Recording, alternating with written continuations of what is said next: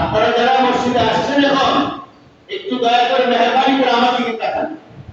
একটা গ্ল্যান্স, এক দৃষ্টিতে আমার দিকে তাকায় থাকবেন, অন্য দিকে তাকানোর সুযোগ নাই। বলেন কেন? অন্য দিকে তাকাইলে আপনি ঝিমাবেন, আর যখন আপনি ঝিমাবেন তখন আপনার ওযু চলে যাবে। আপনি যখন তন্দ্রা দিবেন আপনার ওযু চলে যাবে। তো ওযু যদি চলে যায় আপনি নামাজ কিয়ামত পর্যন্ত বিনা ওযুতে নামাজ পড়লে নামাজ হবে? আমাদের মুসল্লিদের অভ্যাস হলো মসজিদে গিয়ে নিজ দিকে মাথা দিয়ে বসে থাকি।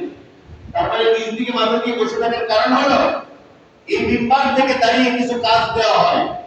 তো মুসল্লিদের চিন্তা হলো যে হুজুর যখন কাজ দিতেছে আমরা ওটা নিজ দিকে মাথা দিয়ে বসে থাকবো, বলে শুনবো না। নিজ দিকে মাথা দিয়ে বসে থাকবো শুনবো না মানে বলে ওটা আমার মাথার উপর দিয়ে চলে যাবে, আমি শুনবো না। যখন কাজ করা লাগবে কাজ খুতবা শুধু তো কিচ্ছা কাহিনী নয়। খুতবা মানে কাজ, খুতবা মানে অর্ডার। আপনাকে এটা ফলো করতে হবে, এর নাম খুতবা। আপনাকে কাজ করতে হবে, এর নাম খুতবা। তো মুসল্লিরা নিজ দিকে মাথা দিয়ে বসে থাকে, ওয়াজটা যখন করতে শুরু করে। আর যখন নিজ দিকে মাথা দিয়ে বসে থাকে তখন সে তিনি শয়তান সুন্দর করে তার পাশে বসে মাথা টিপে দেয়, কপাল টিপে দেয়। আর মসজিদ এমনি শান্তির জায়গা, এখানে আসলে শান্তি লাগে, ঠান্ডা লাগে, ঘুরে ধরে। আর শয়তান পাশে বসে সুন্দর করে মাথা টিপে তারে ঘুম পাড়ায়। এই জন্য আমাদের এগুলো খেয়াল রাখতে হবে। এই জন্য কিছু শিখার জন্য আসছি, আর আমি অনেক দূর থেকে আসছি আপনাদের এই ভালুকায় দীর্ঘ প্রায় 10-12 বছর যাবত তাফাজ্জল হোসেন সবুজ মাস্টার সাহেবের মাধ্যমে আপনাদের সাথে আমার এই সম্পর্ক, এই ভালোবাসায় আজকে এই জীবনের প্রথম আপনাদের মসজিদে খুতবা দেওয়া শুরু হয়েছে। মাহফিলে আসছে একবার, কিন্তু খুতবা হিসেবে আজকে প্রথম। তো যেহেতু আসছি আপনারা কিছু শেখার জন্য চেষ্টা করেন। আল্লাহ তাআলা যেন আমাদেরকে শিক্ষার তৌফিক দেন, বলে আমিন। তো মুসানবীকে বলতে গিয়ে দৃষ্টি আকর্ষণ করছেন আল্লাহ, কি লিসেন উইথ অ্যাটেনশন, ফাস্তামি'। ওরা বলছেন এবার ফাস্তামি', লিসেন উইথ অ্যাটেনশন, মনোযোগ দিয়ে শোনো। কি শুনবো মনোযোগ দিয়ে? আল্লাহ পাক বলছেন লিমা ইউহা, that to the inspiration, ওহীর কথা, আল্লাহর কথা। সুবহানাল্লাহ। আল্লাহ রাব্বুল আলামিন এবার বলছেন ওহীর কথা কোন মনোযোগ দিয়ে শোনো। আমি তোমার আল্লাহ, আমি ছাড়া তোমার আর কোনো ইলাহ নাই। আল্লাহ এবার পরিচয় দিচ্ছেন, আমি তোমার আল্লাহ, আমি ছাড়া আর কোনো ইলাহ নাই। আজকের পৃথিবীতে যত খোদা আছে বলে দাবি করে, সব খোদা ভ্রান্ত। যত বড় বড় দাবি করে সব ভ্রান্ত। একমাত্র একজন, তিনি হলেন আল্লাহ। তিনি কে? আল্লাহ। ঈশ্বর, ঈশ্বরী, ভগবান, ভগবতী, এরকম যত খোদা আছে তাদের বিপরীত লিঙ্গ আছে। তাদের শব্দকে উঠে রাখা যায় না, আরেকটা হয়। তাদের নামের অক্ষর পরিবর্তন করলে আর সেটা থাকে না।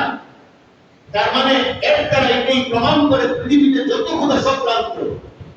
একটা খোদাই একজনই, তিনি পৃথিবীর মালিক, তিনি স্রষ্টা, তিনি বলেন আল্লাহ। যেমন আমি যদি আপনাদেরকে বাস্তব নমুনায় দেখাই, আপনি যদি ভগবানের গ বাদ দেন তাহলে গ বাদ দিলে ভগবান, ভগবানের কোনো অর্থ নাই। আপনি যদি গড, গডের জি বাদ দেন তাহলে এই এরপরে আর কোনো শব্দ নাই, সেই শব্দের কোনো অর্থ নাই। এইভাবে ঈশ্বর, ঈশ্বরের যদি রস্যই বাদ দেন তাহলে সেটা আর কোনো শব্দ থাকে না। যেহেতু একটা অক্ষর বাদ দিলে আর কোনো শব্দ থাকে না, সে কখনোই ইলাহ হতে পারে না, স্রষ্টা হতে পারে না। এখন যে ইলাহ, যে আল্লাহর পরিচয় মুসানবী দিচ্ছেন যে সেই আল্লাহর দাসত্ব করে গোলামি করো। আর আল্লাহ আমাদেরকে সৃষ্টি করেছেন, সেই স্রষ্টা, তিনি তার নাম এমন ভাবে লিপিবদ্ধ করেছেন, 4টা অক্ষর লাগে লিখতে, আলিফ লাম লাম হা, এর নাম আল্লাহ। আলিফ বাদ দেন, এবার অক্ষর রয়েছে 3টা অক্ষরে তার নাম হয় লিল্লাহ। তার নাম কি হয়? লিল্লাহি মা ফিস সামা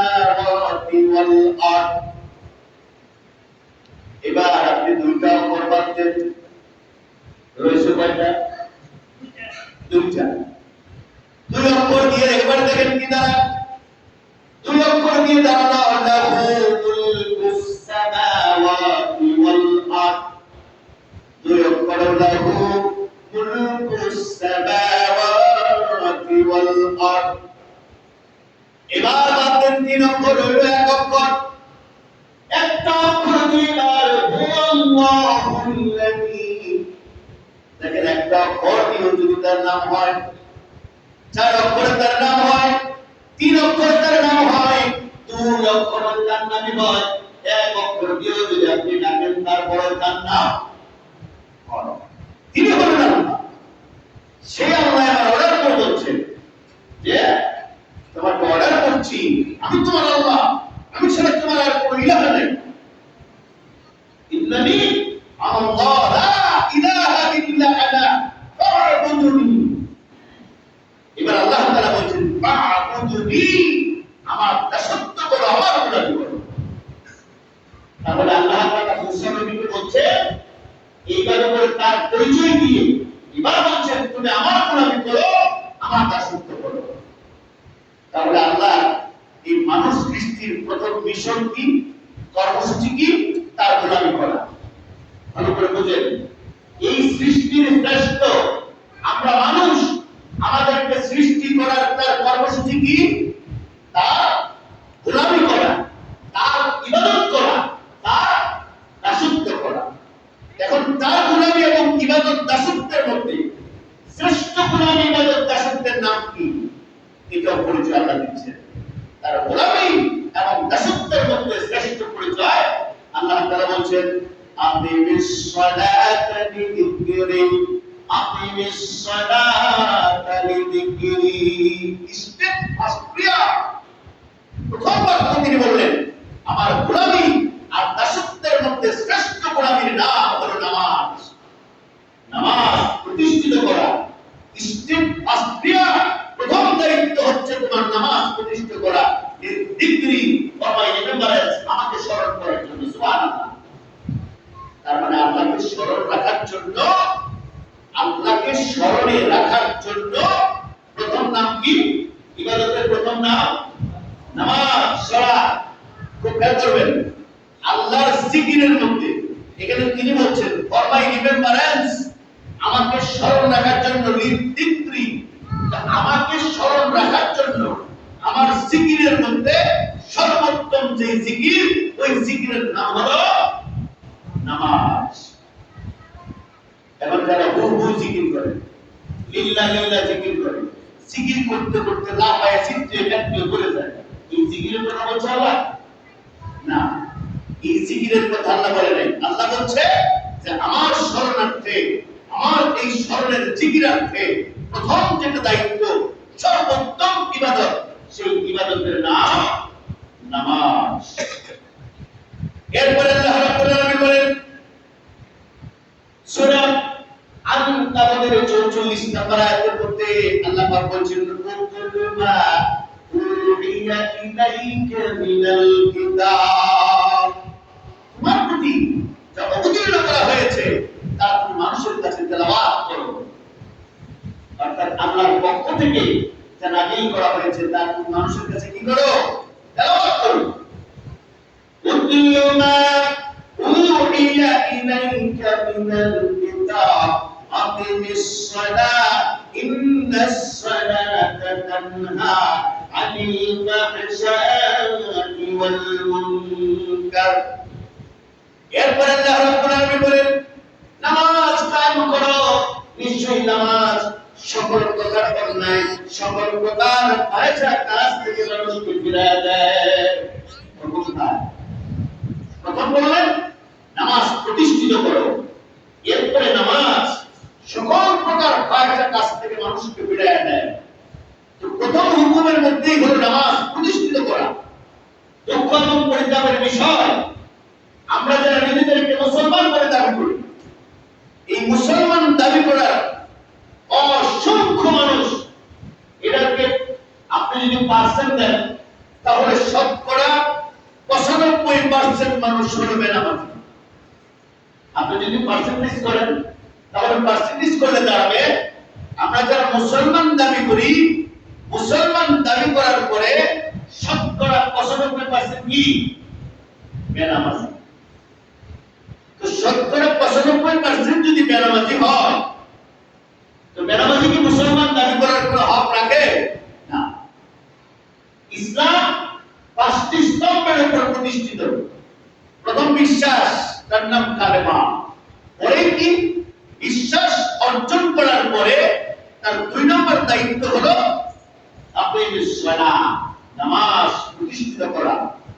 তো একজন হিন্দু যদি, খুব খেয়াল করে এবার কথাটি শুনবেন, একজন হিন্দু যদি ফজরের নামাজের পরে মুসলমান হয়েছে, কালেমা পড়বে, সেই হিন্দু যদি জোহরের নামাজে শরীক না হয়, এবার আপনি বলেন ওই হিন্দুর কি মুসলমান থাকবে? কি বলেন? ফজরের নামাজের পরে সে মুসলমান হয়েছে, কালেমা পড়ে। তো ফজরের নামাজের পরে যদি মুসলমান হয়, কালেমা পড়ে, সে জোহরের নামাজ পড়ে নাই, সে কি মুসলমান থাকবে? কথা বলেন। তো হিন্দু যদি ফজরের নামাজের পরে কালেমা পড়ে মুসলমান হওয়ার পরে জোহরের নামাজ না পড়ার পরে যদি তার মুসলমানিত্ব না থাকে, তো আপনি আমি ফজরের নামাজ পড়ি নাই, আপনি আমি জোহরের নামাজ পড়ি না, আপনি আমি আসরের নামাজ পড়ি না, আপনি আমি মাগরিব পড়ি না, এশা পড়ি না, তাহলে আপনি আমি কি করে মুসলমান দাবি করি? এখন তাহলে কি আমার মুসলমান আছে? এই হিন্দু ফজরের পরে কালেমা পড়ে মুসলমান হওয়ার পরে জোহরের নামাজ না পড়ার পরে যদি সে মুসলমান না থাকে, তাহলে আমি দৈনিক 5 ওয়াক্ত নামাজ না পড়ে আমি কি করে মুসলমান দাবি করি? এটা আপনি আমারে বুঝান, আমি এই ভুল বুঝি না। আমাদের দেশের মানুষেরা বলে কি, নামাজ না পড়লে ঈমান ঠিক আছে। আরে নামাজ না পড়লে তোমার ঈমান কি করে ঠিক থাকে? হযরত ওমর রাদিয়াল্লাহু তাআলা আনহু তার গোলামকে জিজ্ঞেস করেছে, দোকানে কাকে রেখে এসেছো? দোকানে কাকে রেখে এসেছো? আমার গোলাম বলছে, আমি একজন হিন্দুকে দোকানে রেখে এসেছি। হিন্দুকে দোকানে রেখে এসেছে মানে তো সে আমার বিশ্বস্ত। হযরত ওমর ধমকি বললেন, আরে এরকম যে আল্লাহর সাথে বিশ্বাসঘাতকতা করে, যে স্বয়ং আল্লাহর সাথে বিশ্বাসঘাতকতা করে, সে তোমার সাথে বিশ্বস্ততা রক্ষা করবে, এটা যদি ভাবে কি করে? কি বুঝলেন এই কথা? তার মানে যে নামাজ পড়ে না, সে স্বয়ং আল্লাহর সাথে বিশ্বাসঘাতকতা করে। যে বেনামাজি আল্লাহর সাথে বিশ্বাসঘাতকতা করে, সে আপনার সাথে যে কোনো মুহূর্তে যে কোনো টাইমে বিশ্বাসঘাতকতা করবে, এটা ঠিক।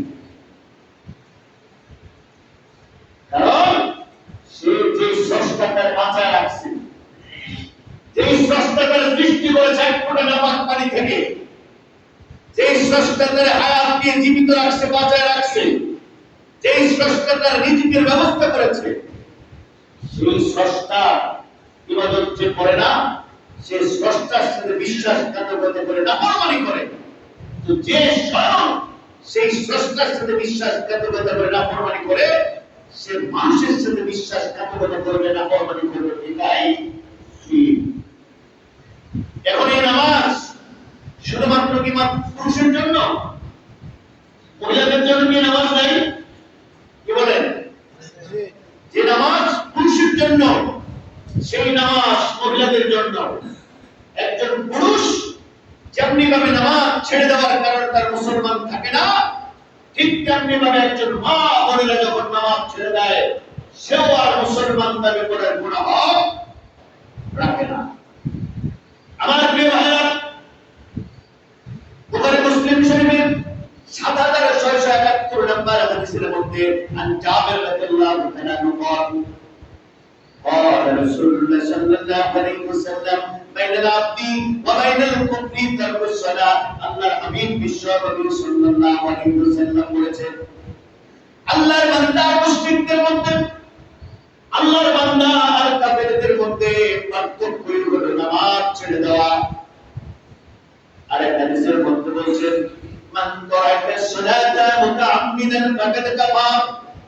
ইচ্ছাকৃতভাবে যদি কোনো মানুষ এক ওয়াক্ত নামাজ ছেড়ে দেয়, আল্লাহর হাবিব বলেছেন, ও মানুষ কাফের হয়ে যায়।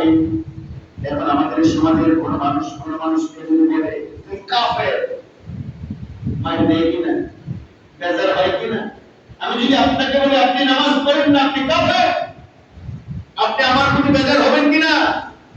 এই বক্তব্যটা আমার না, এই বক্তব্য দিয়েছেন মুহাম্মদ সাল্লাল্লাহু আলাইহি ওয়াসাল্লাম। তো মুহাম্মদ সাল্লাল্লাহু আলাইহি ওয়াসাল্লাম যে বক্তব্য দিয়েছেন, সেই বক্তব্য আমরা আপনাদেরকে শোনাচ্ছি যে নামাজ ছেড়ে দেয় সে মুসলমান দাবি করার কোনো হক রাখে না, সেটা পুরুষ হোক আর সেটা মহিলা। আল্লাহর হাবিবকে জিজ্ঞেস করা হলো এই পৃথিবীর মধ্যে শ্রেষ্ঠ ইবাদত কোনটি? আল্লাহর হাবিব বললেন সালাতুল ওয়াক্তিহা। এই পৃথিবীর মধ্যে শ্রেষ্ঠ ইবাদতের নাম হলো সময় মতো নামাজ আদায় করা। সময় মতো কি? এই পৃথিবীর মধ্যে শ্রেষ্ঠ ইবাদত, সেই ইবাদতের নাম সময় মতো নামাজ আদায় করা। দুঃখ এবং পরিতাপের বিষয়, নামাজের টাইমে মুসল্লি মসজিদে পাওয়া যায় না, বাজারে লোকের অভাব নাই।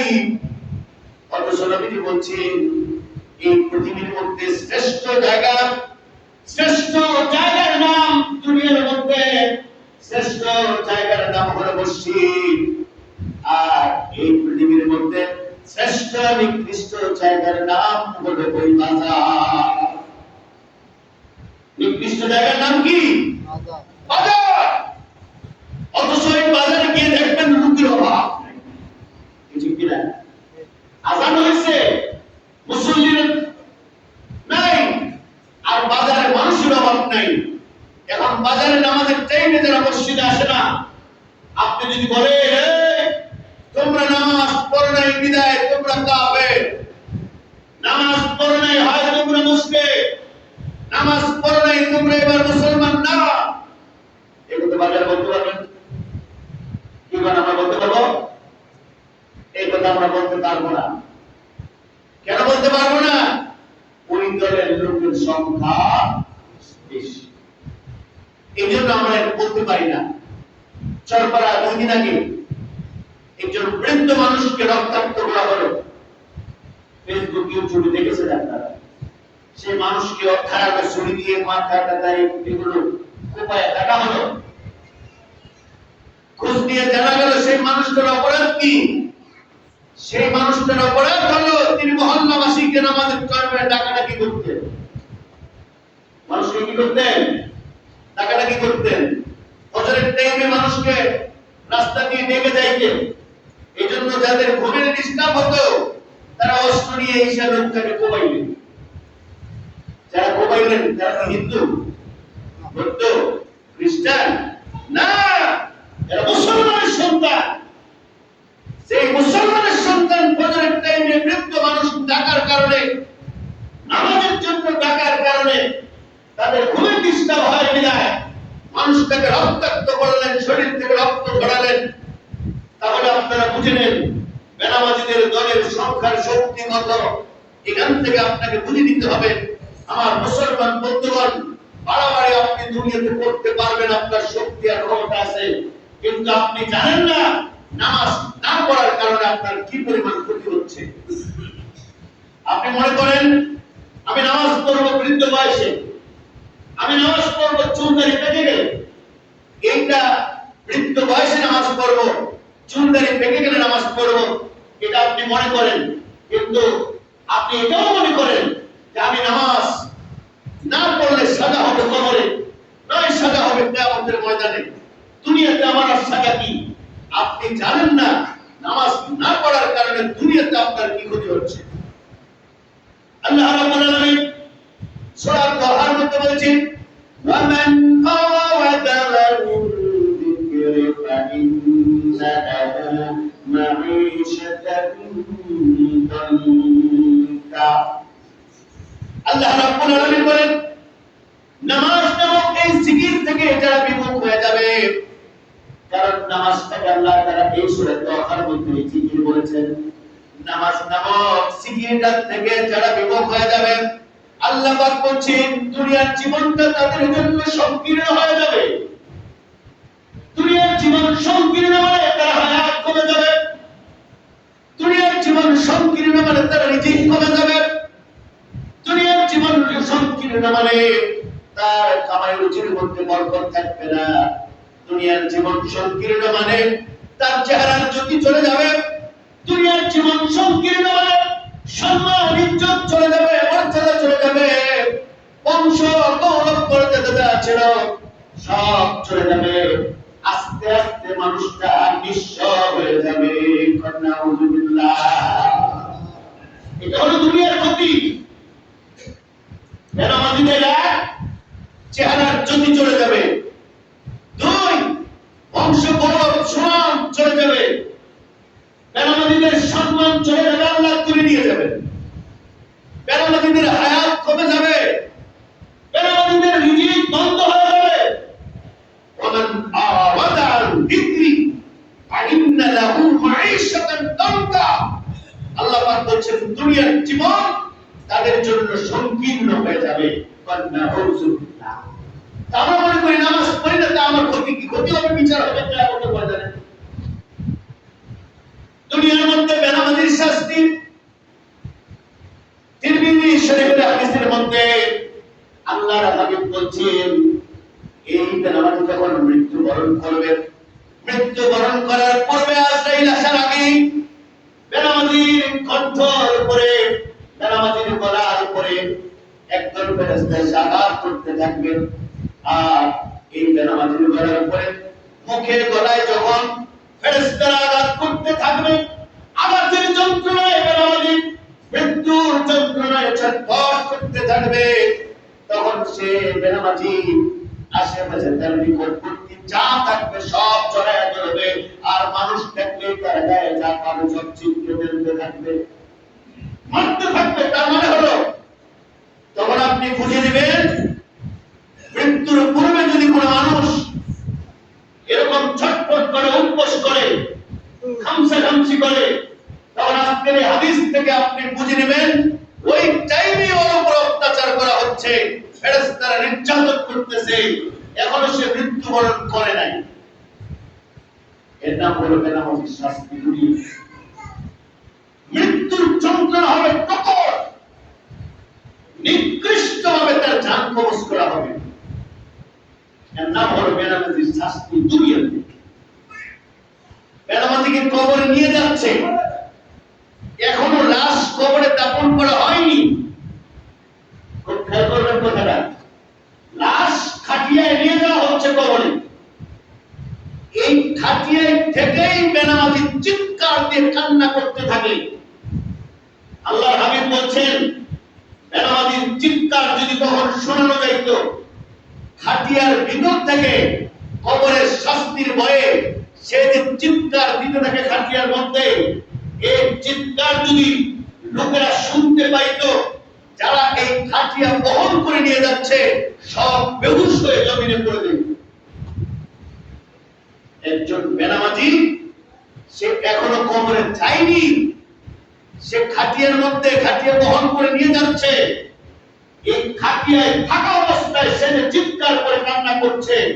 আল্লাহর হাবিব বলছেন এটা যদি দুনিয়ার মানুষ শুনতো তার কান্না, তার চিৎকার, তাহলে তাকে যারা বহন করছে তারা বেহুশ হয়ে পড়ে যেত। এখন আপনাকে আমি কি দিয়ে বোঝাই একজন ভয়ঙ্কর বেনামাজির শাস্তি কত ভয়ঙ্কর হতে পারে। সেই বেনামাজিকে যখন কবরে নিয়ে যাওয়া হবে, আল্লাহ রাব্বুল আলামিন বলছেন বেনামাজির কবর সংকীর্ণ হয়ে যাবে, বেনামাজিকে কবরের মাটি এমন ভাবে চাপা দিবে, এক পাশের হাড্ডি আরেক পাশের হাড্ডির ভিতর দিয়ে এইভাবে করে ঢুকে যাবে। বেনামাজির কবরকে জ্বলন্ত আগুনে সজ্জিত করা হবে, বেনামাজির কবরের বিশুদ্ধ সাপ তাকে দংশন করতে থাকবে, আর এইভাবে বেনামাজির শাস্তি চলতে থাকবে কিয়ামত পর্যন্ত। ভয়ঙ্কর সাপের গর্জন যদি পৃথিবীতে গ্রাস করত, একটা সাপের গর্জন পৃথিবীতে গ্রাস করলে পৃথিবী ধ্বংস হয়ে যাবে। আমি কি দিয়ে বুঝাই আপনাকে যে সেই কবরের মধ্যে যে সাপটা থাকবে, সেই সাপটাই বা কত ভয়ঙ্কর হতে পারে। আমি আপনাকে কি দিয়ে বুঝাই? আজকে আপনি বলছেন নামাজ পড়বো চুলদারি পাতলে পরে নামাজ পড়ব বৃদ্ধ হলে পরে আপনাকে গ্যারান্টি নিশ্চয়তা দিয়েছেন। এরপরে আল্লাহ নবী বলেছেন, আল্লাহ রাব্বুল আলামিন বলেছেন সূরা আনকাবুতের মধ্যে, নিশ্চয়ই নামাজ ইন্নাস সালাতা তানহা আনিল ফাহশাই ওয়াল মুনকার, নিশ্চয়ই নামাজ সকল প্রকার অশ্লীলতা বেহায়াপনা খারাপ কাজ থেকে মানুষকে ফিরায়। দুঃখের পরিতাপের বিষয়, আমাদের কাছে লোকেরা বিচার দেয়, কৈফিয়ত করে, হুজুর সে ঘুষ খায় সে নামাজ পড়ে, সে সুদ খায় সে নামাজ পড়ে, তো সুদ আর ঘুষকে নামাজ ফিরাতে পারল না। ইন্নাস সালাতা তানহা আনিল ফাহশাই ওয়াল মুনকার, নামাজ যে ওয়াদা করেছে সকল প্রকার অন্যায় থেকে তাকে ফিরাবে, তো তাকে তো ফিরাতে পারছে না, তাহলে কথার সাথে গরমিল হয়ে গেল না। ডাক্তার বলেছে এই যে প্রেসক্রিপশন দিলাম আপনাকে, এই প্রেসক্রিপশন নিয়ে ওষুধ খাবেন। এখন আপনি করলেন প্রেসক্রিপশন নিয়ে, আপনি ওষুধ না কিনে প্রেসক্রিপশন ধুয়ে পানি খান। আপনি প্রেসক্রিপশন ধুয়ে পানি খেলে রোগ ভালো হবে? চলে বলুন, প্রেসক্রিপশন ধুয়ে পানি খেলে যেমন রোগ ভালো হওয়া সম্ভব নয়, ঠিক তেমনি সুদ ঘুষ জোয়া চেনা ব্যভিচার অন্যায় হারামের সাথে জড়িত থেকে নামাজ পড়ো, সেই নামাজ দিয়ে ফায়দা পাওয়া সম্ভব নয়। ডাক্তার বলেছে ওষুধ খাওয়ার জন্য একটি টাইম দিয়েছে, একটি শিডিউল দিয়েছে যে আপনাকে সকালে এই ওষুধ খেতে হবে, বিকালে এই ওষুধ খেতে হবে। আবার ডাক্তার বলেছে এই ওষুধ আপনাকে খাবারের আগে খেতে হবে, আপনাকে এই ওষুধ খাবারের পরে খেতে হবে। তো আপনি যদি নিয়মে গরমিল করেন, ডাক্তারের লেখা প্রেসক্রিপশনের ওষুধ কিনে খাওয়ার পরেও সেই ওষুধ দিয়ে 100% ফায়দা পাওয়া সম্ভব নয়। ঠিক তেমনি ভাবে আপনি যদি শরীয়তের হুকুম পুঙ্খানুপুঙ্খানুভাবে পালন না করে, লঙ্ঘন করে, রাসূল যেভাবে নামাজ পড়তে বলেছেন, সাল্লু কামা রাআইতুমুনি উসাল্লি, রাসূল যেভাবে বলেছেন আমাকে যেভাবে নামাজ পড়তে দেখো সেইভাবে যদি নামাজ না পড়ো, তাহলে এই নামাজের ফায়দা পাওয়া সম্ভব 100% ফায়দা পাওয়া সম্ভব নয়। এখন আপনি বলেন যে হুজুর তাহলে যারা সুদ খায় ঘুষ খায় এরা কি নামাজ পড়বে না? কি বলেন? প্রশ্ন আছে কিনা? যারা সুদ খায় ঘুষ খায়, যারা জেনা করে ব্যভিচার করে, এরা কি তাহলে নামাজ পড়বে না? নামাজ পড়বে না এই কথা বলার ক্ষমতা আমার নাই। সুদখোর ঘুষখোর মসজিদে আসবে না এটা না করার ক্ষমতা আমার নাই, কারণ সে নামাজ যদি না পড়ে সে তো মুসলমানই থাকবে না। এখন সুদ খাওয়া ঘুষ খাওয়া এটা তার স্বভাব, বদ স্বভাব, যেহেতু অন্যায় করে তার বদ স্বভাব, এরপরও তিনি নামাজ পড়বেন, নামাজ থেকে মাহরুম হতে পারবেন না। সুদ ঘুষ খাওয়া লোককেও, অন্যায় করা লোককেও আমি নামাজে আসতে বলবো, আপনি নামাজে আসতে থাকেন। আস্তে আস্তে ওই যে ডাক্তার যে বলেছে একটা ওষুধ সকালে, একটা ওষুধ বিকালে, একটা খাবারের আগে, একটা খাবারের পরে, আপনি নামাজে আস্তে আস্তে যখন আপনি 5 ওয়াক্ত নামাজ জামাতের সাথে পড়বেন, এই যে 5 ওয়াক্ত নামাজ জামাতের সাথে যখন আপনি আদায় করবেন, 5 ওয়াক্ত নামাজের সাথে আদায় থাকতে থাকতে সময়ের সাথে অ্যাডজাস্ট হইতে হইতে ইনশাআল্লাহ তাআলা আল্লাহ তাআলা যেহেতু কোরআনে ওয়াদা করেছেন নামাজ তার সকল প্রকার অন্যায় থেকে বিরায়, সকল প্রকার ফাহিশা থেকে বিরায়, সকল প্রকার গুনাহ থেকে বিরায়, আপনি 5 ওয়াক্ত নামাজ জামাতের সাথে পড়ার অভ্যাস করুন। ওয়াল্লাহি কসম আল্লাহর, আপনি সুদ ছাড়তে বাধ্য। আপনি 5 ওয়াক্ত নামাজ জামাতের সাথে আদায় করুন, ওয়াল্লাহি কসম আল্লাহর, আপনি ঘুষ ছাড়তে বাধ্য। আমি বলে আপনাকে ছাড়াতে হবে না, নামাজ আপনাকে ছাড়াবে। এই নামাজে একদিন আপনাকে ছাড়ায় দিবে ইনশাআল্লাহ। এজন্য অন্যায় যাই করেন না কেন, যত কিছুর সাথে জড়িত হন নাই কেন, আমি আপনাকে বলবো আপনি নামাজে আসেন, আপনি নামাজে আসেন, আপনি নামাজে আসেন। আল্লাহ তাআলা আমাদের তৌফিক দান করুন, বলেন আমিন। নামাজ সম্পর্কে আজকে এতটুকু। এরপরে নামাজের পরে আল্লাহ রাব্বুল আলামিন বলেন তোমরা যাকাত আদায় করো। যাকাত জান্নাতের ক্ষেত্রে কি আল্লাহ তাআলা বলছেন আল্লাহ রাস্তায় তোমাদের অর্থ সম্পদ ব্যয় করো, তারপরে নামাজের পরে 2 নম্বরে আল্লাহ রাব্বুল আলামিন যে হুকুমটা করলেন ওই হুকুমের নামটার নাম হলো আল্লাহর পথে খরচ করা। কি করা? আল্লাহর পথে ব্যয় করা। নামাজের পরে হলো আল্লাহর পথে ব্যয়। আল্লাহর হাবিব বলছেন ওয়ালা তারাতু বিন্না ফারাইকা তারাহিনান নিসা وقال الثلاث في الجنة فرأيت أكثر أهلها الفقراء। নবী বলছেন আমি যখন জান্নাতের দিকে তাকাইছি জান্নাতের অধিকাংশ গরিব মানুষ, আর যখন আমি জাহান্নামের দিকে তাকাইছি জাহান্নামের অধিকাংশ হলো মহিলা। এবার নবী সবাইকে লক্ষ্য করে বললেন আমি তোমাদেরকে বলছি ও দুনিয়ার মানুষেরা তোমরা শোনো, আল্লাহর হাবিব বিশ্বনবী বলেন তোমরা বেশি বেশি করে আল্লাহর রাস্তায় খরচ করো, বেশি বেশি করে আল্লাহর রাস্তায় দান করো। কেননা দান এমন পাওয়ারফুল ইবাদত। আল্লাহর হাবিব বলেছেন নামাজ, রোজা, হজ, যাকাত এগুলো ইসলাম, এর উপর ভিত্তি করে হলো ইসলাম। কিন্তু এগুলো দিয়ে জান্নাত কিনা যায় না, এগুলো ভিত্তি করে হলো ইসলাম। কিন্তু এগুলো পালন করার মাধ্যমে জান্নাত কিনা যায় না। আল্লাহ রাব্বুল আলামিন বলেছেন একটা আমলের বিনিময়ে জান্নাত কিনা যায়, সেই আমলটা আল্লাহ পাক কোরআনুল কারীমের মধ্যে সূরা তাওবার মধ্যে বলেছেন ইন্নাল্লাহা আশতারা মিনাল মুমিনিনা আনফুসাহুম ওয়া আমওয়ালাহুম বিআন্না লাহুমুল জান্নাহ। আল্লাহ রাব্বুল আলামিন বলেন আমি মুমিনদের জান এবং মাল জান্নাতের বিনিময়ে খরিদ করে নিয়েছি। সুবহানাল্লাহ। একজন মুমিনের, একজন ঈমানদার মানুষের জান এবং মাল আল্লাহ রাব্বুল আলামিন জান্নাতের বিনিময়ে খরিদ করে নিয়েছেন, কিনে নিয়েছেন। তার মানে যিনি মুমিন হবেন তার জান, তার সময়, জান মানে হলো তার সময়, তার জীবন আল্লাহর রাস্তায় তিনি ব্যয় করবেন। তিনি যে কামাই করবেন সেই কামাই থেকে একটা অংশ আল্লাহর পথে খরচ করবেন। আল্লাহ পাক বললেন এই বান্দা এই দানগুলো, জান আর মালগুলো আমি আল্লাহ জান্নাতের বিনিময়ে কিনে নিয়েছি। বেচা কিনা যদি করতে যায় দলিল লাগে কিনা বলেন? জায়গা জমি যদি আপনি বিক্রি করতে চান দলিলের প্রয়োজন হয়।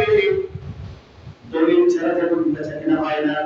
আপনি যদি এই জায়গার দাবি করতে যান, রাস্তার ওপাশে ক্ষেতের যদি দাবি করতে যান, ওই ক্ষেতের মালিক বলবে এবং যদি সামাজিক সালিশ করেন ওই সালিশের মধ্যে দরবারে যদি সালিশ করেন তিনারাও বলবে তুমি যে এই ক্ষেতটা দাবি করতেছ এই ক্ষেত্রে তোমার দলিল দাও। চাবি কিনা বলেন? বাজারে যদি আপনি দোকান দাবি করেন ওখানেও যেমন দলিল লাগে। আপনি যদি বাড়ির দাবি করেন এই বাড়ি আমার, দুনিয়ার মধ্যে এই বাড়ির তেমন দলিল লাগে। তো দুনিয়ার মধ্যে চলতে গেলে যেমন টাকার দলিল লাগে, বাজারে ব্যবসা করতে গেলে যেমন দলিলের প্রয়োজন হয়, জায়গা কিনতে গেলে যেমন দলিলের প্রয়োজন হয়, বাড়িঘর করতে গেলে যেমন দলিলের প্রয়োজন হয়, ও মুসলমান বন্ধুরা আমার জান্নাতের ভিতরে প্রবেশ করতে গেলেও দলিলের প্রয়োজন হয়। এজন্যই আল্লাহর হাবিব বলেন আস-সাদাকাতু বুরহান, আস-সাদাকাতু বুরহান, দান হলো দলিল। সুবহানাল্লাহ। দান কি? দলিল।